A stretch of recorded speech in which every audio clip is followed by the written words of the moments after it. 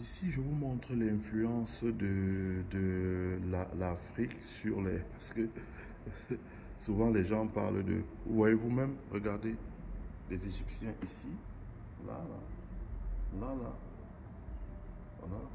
Et ce sont les Égyptiens qui, en 1519, ont montré aux Aztèques comment construire.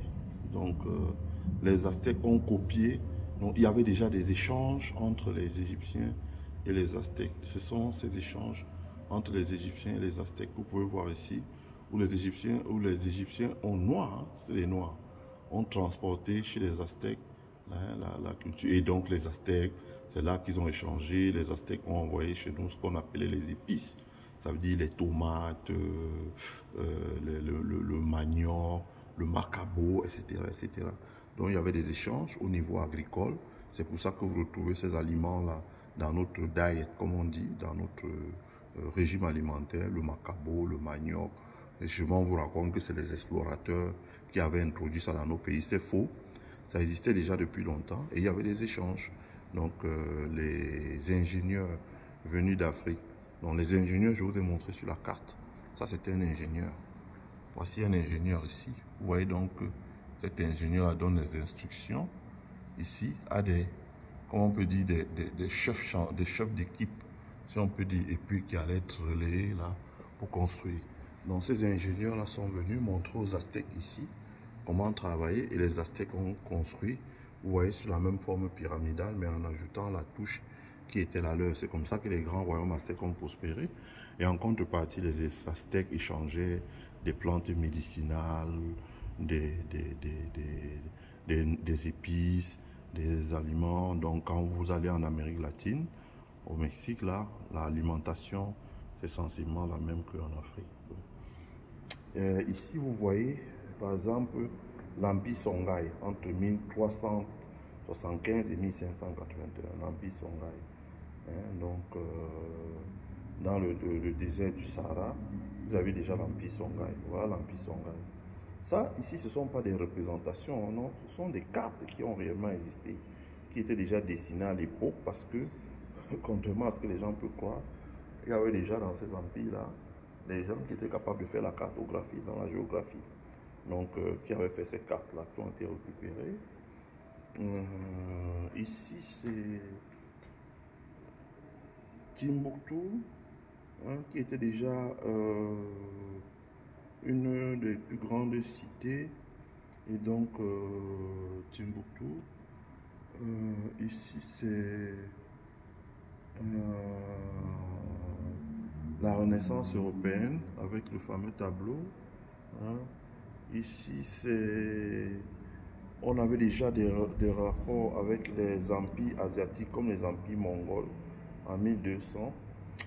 Ce sont ceux qui ont fait régulièrement la guerre, tout le temps à l'Égypte, jusqu'à ce que la puissance de l'Égypte s'effondre.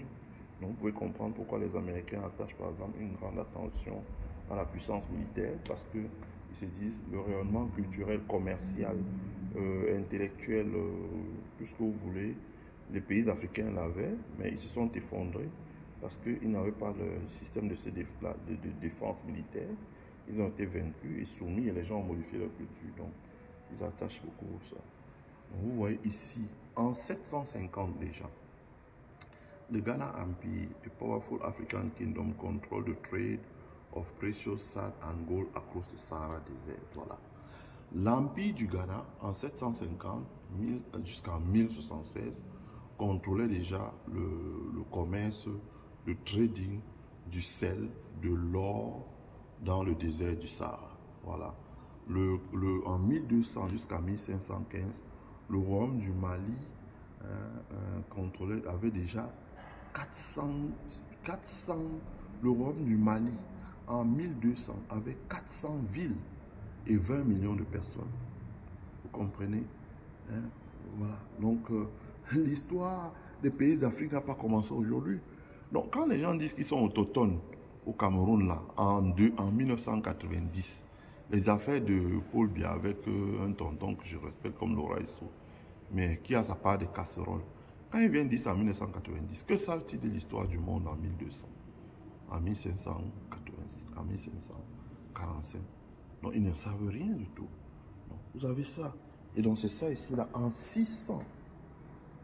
Hein?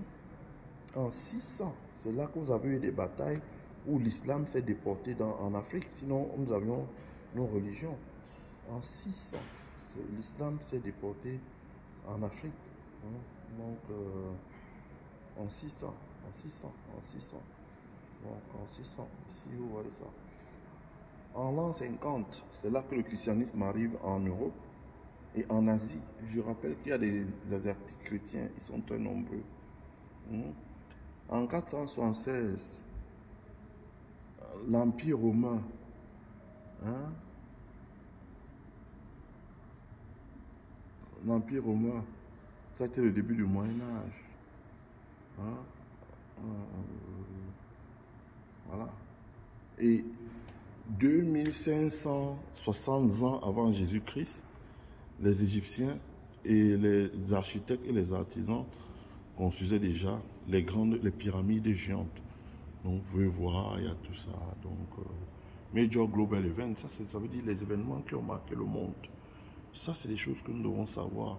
Malheureusement, comme on a écorné cette partie de notre histoire, on dit, in all of us, there is a hunger, deep for no heritage. Voilà, nous avons tous soif d'apprendre, en fait, c'est ce qu'il veut dire. Donc, c'est l'histoire. C'est cette histoire-là qui manque dans notre pays, qu'on n'a pas écrit. On n'a pas de musée, et parce qu'on n'a ni l'histoire, ni les musées. Alors, les gens se livrent à des spéculations, ils racontent des salades. Comme quoi ils sont les autochtones. Je ne sais pas à partir de quel moment ils ont commencé à être autochtones. Vous ne les voyez pas ici. Moi, je ne vois pas les Mbo ici, ni les Sawa, ni les Pawin, ni les Ikanis, tout ce que vous voulez. Voilà. Voilà. Donc, comme vous pouvez voir, je repasse encore ici. Ça, c'est les Aztèques qui s'étaient inspirés des Égyptiens pour construire. Ça, c'est la Gold Coast au royaume Ashanti au Ghana. Ça, c'est le Kingdom de Luango. Ça, c'est dans le royaume du Congo, ce que vous appelez aujourd'hui le Zaïre. Hein? Ça, c'est Mansa Moussa, qui était l'un des plus riches. Hein? Vous voyez vous-même là, Mansa Moussa, l'un des plus riches et qui commerçait déjà avec l'Égypte ici.